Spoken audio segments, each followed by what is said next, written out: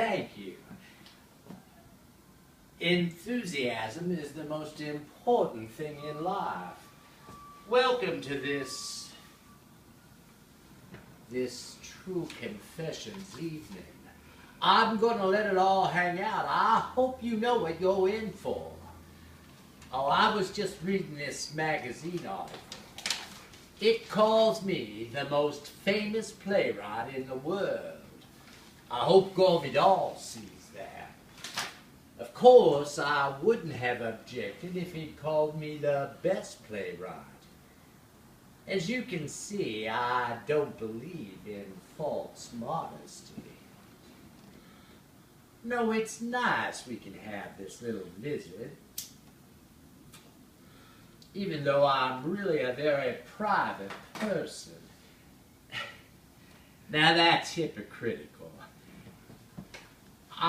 Nowadays I have an almost insatiable hunger for recognition of the fact I still exist. It's exhausting though, and I must save my energy.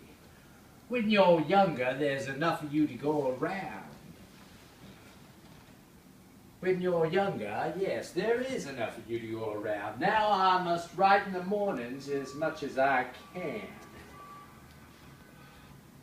The only thing I do besides write is swim, and I swim better than I write these days if one is to believe the critics. I have simply emerged from a long period of deep depression, and I'm living again, and I'm glad to be alive. I know some of you know about depression.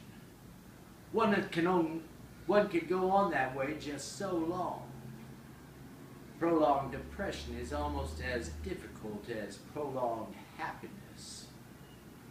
If I wasn't here, I'd be at where I'm staying, and this man who was cooking for me cooked this terrible thing. I believe it was called a picadillo. It's, you don't know what that is. It's a Spanish dish made out of ground meat. Anyway, this man took the meat out of the fridge. It had been in there a couple of months, and he cooked it in a lot of spices. Well, it didn't smell too good when he first took it out, and it didn't smell any better once he'd cooked it. He tried to give it to my dog, but my dog had better judgment than to eat it. I wouldn't have a dog without good taste. No, it's good to be here. I just flew in from Hollywood, you know. I stayed too long, 4 hours. Someone once told me, is this true, that if you hang out long enough on a corner of that coast, sooner or later a seagull will fly over and shit a pot of gold on you. I've always wanted to use that line in a play, but judging from your reaction, it's just as well I did. No, I have a few good memories of Hollywood. Not many, but some. When I first started working as a writer, my agent, Audrey Wood, sold me to MGM for $250 a week. That's more money than I'd ever heard of. I was assigned to write a screenplay based on a frightful novel for Miss Lana Turner. I was supposed to invent sexy new situations that would somehow or other pass the censor's office. Sort of a celluloid brassiere for her to appear in, I suppose. Well, I worked on that play for several weeks and thought it was pretty good, all things considered. Then the producers informed me that my dialogue was beyond the great lady's comprehension. I'd only used words with 2 syllables. Then they asked me if I had any story ideas for Margaret O'Brien. I did indeed, but they were unprintable. Margaret O'Brien, deliver me from child actors. I called Audrey Wood and I asked her to request MGM's permission for me to go back east and see one of my plays that was being produced experimentally. They said yes on one condition, that it doesn't come back. But with the money I saved while I was working for them, I was able to write The Glass Menagerie.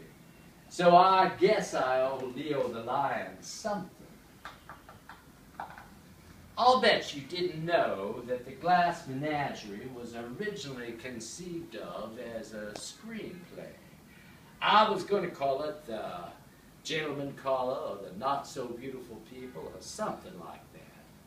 MGM rejected my treatment, so I decided to adapt it to the theater, incorporating some of my ideas that I'd learned for staging while I was writing screenplays.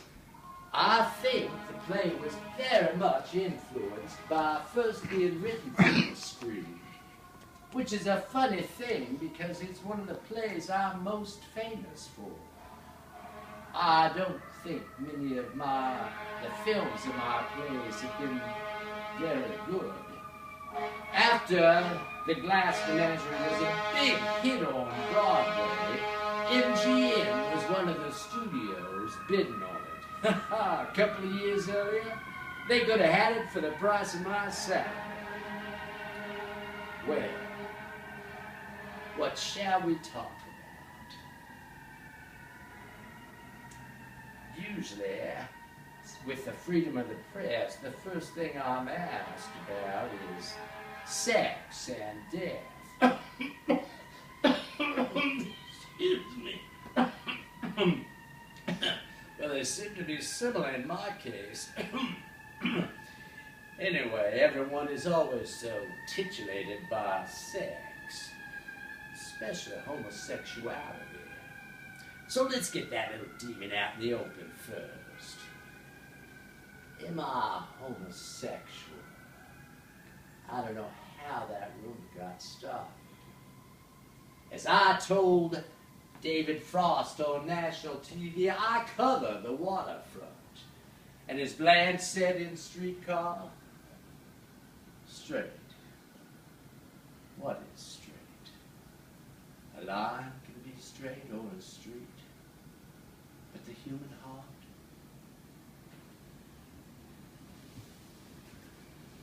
No, I have never felt that a person's sexual preference, or perhaps aberrations, depending on those who were judging, were at all pertinent to one's creative artistry.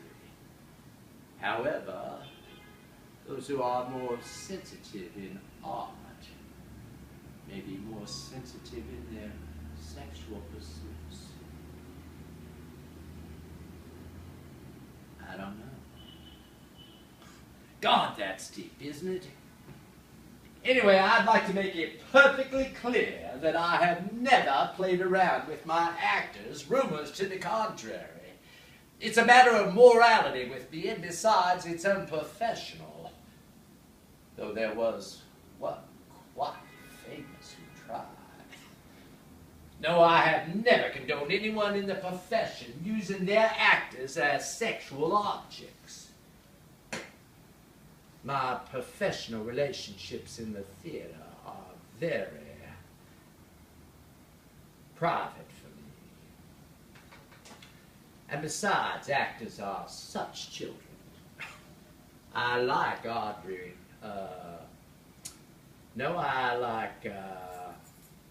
Not Audrey Woods, but what is her name? Not Jessica Lange either. Oh, well, I like that line that reads, scratch an actor and you'll find an actress.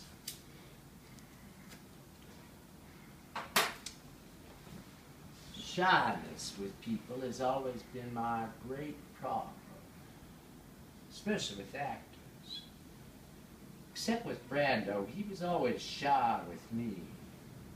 I don't know why. I remember one morning in Provincetown, just before we started rehearsing A Streetcar Named Desire. He asked me to walk up the beach with him. And we did, in total silence. Then we walked back, again in silence. Actors are weird. But I was mad about Anna Magnani. She was beyond convention. She wasn't unconventional, she was beyond convention. We would dine in the most piss-elegant restaurants where she'd order everything on the menu. And then after coffee, she would demand that a great sack be made of all the leftovers. And then we would begin our midnight odyssey around Rome, looking for all the hungry cats who were waiting for her to bring them their suppers. And I loved Vivian Lee. So beautiful. She had an instinct for doing and saying just the one right thing to put you at ease, even though you knew you were making a total fool of yourself. She had perfect grace, tragic style, and she knew madness too.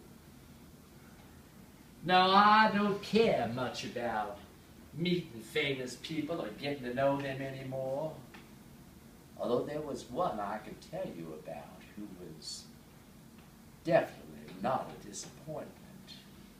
I'll never forget the day I met Greta Garbo. It was George Cukor who arranged it for me.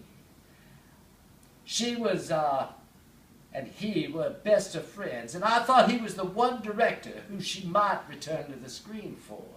I told him that I had written a play called, I believe, The Pink Bedroom. Anyway, I thought it was perfect for Garbo to make her return. I met her. Oh, she received me at the Ritz in New York. She read my play as we were sitting there. She smiled from time to time, was very engrossed, seemed pleased. Then, suddenly she put the script down, looked at me and said, "Wonderful."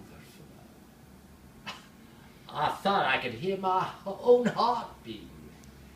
Then she looked at me straight in the eye and said, "Wonderful. Give it to Joan Crawford." Garbo's no was more exciting than another woman's yes. Part 1. Thank you. That's it?